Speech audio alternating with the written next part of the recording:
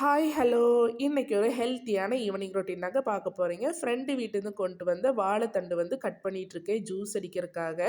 இது வந்து கிட்னிக்கு எல்லாமே ரொம்பவே நல்லது.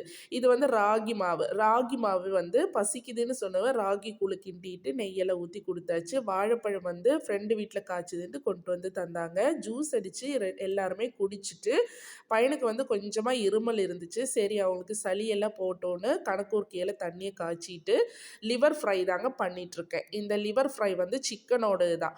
இதுக்கு காம்பினேஷனாக வந்து இன்றைக்கி நான் கொலா புட்டு தான் செய்யலான்ட்ருக்கேன். அம்மா வீட்டுக்கு கொஞ்சமாக கொடுத்து விடலாமேன்ட்டு கொஞ்சமாக கொடுத்து விட்டாச்சு.